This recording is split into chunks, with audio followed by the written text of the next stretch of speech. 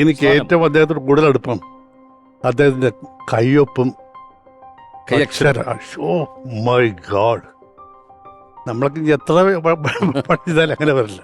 ആണല്ലേ? ഓ, അതൊരു പുതിയ അറിവ് എനിക്ക്. അത് കേട്ടിട്ടുണ്ട് ഞാൻ. എന്ന് നാഥന്റെ നിമ്മി എന്ന് പറയുന്ന പടത്തിലാന്ന് തോന്നുന്നു 86 നിങ്ങള് ആദ്യം ഒന്നിച്ച് അഭിനയിച്ചിട്ടുള്ളത്. അവിടെ തൊട്ട് പിന്നീട് ഒരുപാട് സിനിമകൾ ഒന്നിച്ചിട്ടുണ്ട്. എനിക്ക് തോന്നുന്നു നമുക്ക് പെട്ടെന്ന് ഒറ്റയടിക്ക് ഓർത്താ കിട്ടുന്ന എത്രയോ കഥാപാത്രങ്ങൾ. ഇപ്പോൾ നമ്മൾ കോഴിക്കോടൻ ഭാഷയെ കുറിച്ച് പറഞ്ഞല്ലോ, അദ്ദേഹം പല സംഭവങ്ങളെ സിനിമയിൽ കോഴിക്കോടൻ ഭാഷയാക്കി അവതരിപ്പിച്ചിട്ടുണ്ട്. ഇപ്പം ചേട്ടൻ ചില വാഹനങ്ങൾ ഇംഗ്ലീഷ് ആക്കുമല്ലോ. ഇപ്പൊ ധ്വനി എന്ന് പറയുന്ന സിനിമയിൽ ആ പാട്ട് വരുന്നതിന് മുമ്പ് മാനസ നിളയിൽ മഞ്ചേരി ധ്വനി ഉയർത്തി എന്ന് പറഞ്ഞിട്ട് മഞ്ചേരി അതെടുത്ത് വായിച്ചു വിടുന്നുണ്ട്. മഞ്ചേരി അതിനാണ് മഞ്ചേരി ധ്വനി ആക്കുന്നുണ്ട്. പിന്നെ മന്ത്രമോതിരം എന്ന് പറഞ്ഞ പടത്തില് നമ്മുടെ അഭിജ്ഞാന ശാകുന്തളത്തില് ആരുന്നീ ഭദ്രേ താപസ കന്യെ മാപ്പിളപ്പാട്ടാക്കുന്നുണ്ട്. ആരുന്നീ കന്യെ താപസ കന്യ എന്നൊക്കെ പറഞ്ഞിട്ട് അതിനെ മാപ്പിളപ്പാട്ടാക്കുന്നുണ്ട്. വേറൊരു സിനിമയില് MT സാറിന്റെ ഡയലോഗ്, ചന്തുവിന്റെ ഡയലോഗ് മുഴുവൻ മാപ്പിള ഭാഷയിൽ കോഴിക്കോട് മൊഴി പറ്റൂല എന്നൊക്കെ പറഞ്ഞൊരു തോട്ടത്തിൽ കൂടെ നടന്നിട്ട് അത് പറയുന്നുണ്ട്. സർവോപരി ഹിസ്സന ശബ്ദമുള്ള മാണ്ട, അതൊരു ഹ്യൂമറിന്റെ ഒരു സാധ്യത കൂടിയുണ്ട്. അത് വലിയൊരു കാര്യമുണ്ട്. ഈ മുനി ഇത് പറഞ്ഞപ്പോ ഈ സിനിമയിൽ ഏതോ ഒരു ക്യാരക്ടർ ചോദിക്കുന്നുണ്ട്, ഈ മുനി ഇങ്ങനെയാണോ പറയുന്നതെന്ന് ചോദിക്കുമ്പോ പുള്ളി പറയുന്നുണ്ട്, മലബാർ ഏരിയയിൽ ഏത് മുനി ജനിച്ചില്ല. മുനിയായാലും പോലീസായാലും ഗുണ്ടയായാലും എല്ലാം ഈ ഒരു സ്ലാഗതയെ പിടിച്ചിട്ടുണ്ട്.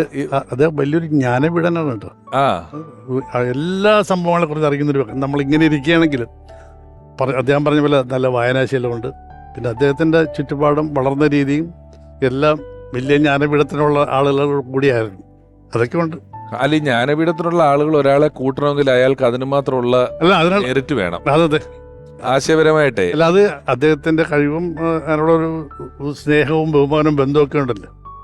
ആ വഴിക്ക് പോകണമെന്നുള്ള MT പോലുള്ള ഒരാളുമായിട്ടൊക്കെ ഒരു സൗഹൃദം ഉണ്ടാക്കുക. സത്യനന്ദിക്കാട് സാറാണ് ഏറ്റവും കൂടുതൽ പടം ചെയ്യുന്നത്. ഏതാണ്ട് 25-30 പടങ്ങളിൽ മാമുക്കോയ്ക്ക് അത്രയും പടം. അദ്ദേഹം ഒന്നും ഇല്ലാത്ത പടവില്ല.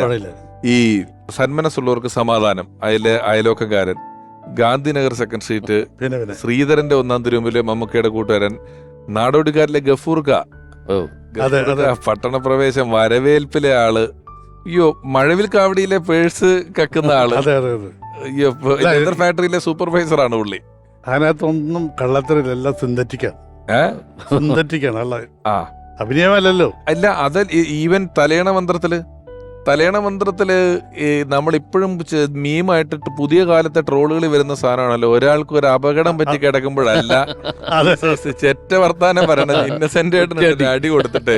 അതും പിന്നെ അദ്ദേഹം പറയുന്ന ഒരു ഈണവും താളമുണ്ട്. അതായത് ഈ ശ്രീനിയേട്ടനും മാമുക്കോയ്ക്കും കൂടെ അപകടം പറ്റിയിട്ട് വന്ന് കിടക്കുമ്പം ഉർവശി ചേച്ചി ചോദിക്കും, എന്ത് പറ്റി മേശ്ശേരി എന്ന് ചോദിക്കുമ്പം പുള്ളിയാണ് പറയുന്നത്, അതെ നമ്മൾ ഈ പോളിടെക്നിക്കിൽ പഠിച്ചിട്ടില്ലല്ലോ, അപ്പൊ യന്ത്രങ്ങളുടെ പ്രവർത്തനം എന്താന്ന് എനിക്കറിയില്ല, അങ്ങനെ പറ്റിയതാ, ഇത്രേ പറയുന്നുള്ളൂ. അല്ലെ, എന്തൊരു രസമായിട്ടാ, വളരെ അനായാസമായിട്ട്. അതെ, അല്ല ഇവരൊക്കെ ഒന്നേ ഉള്ളു ഇനി. അതെ, അതൊരു റിയർ.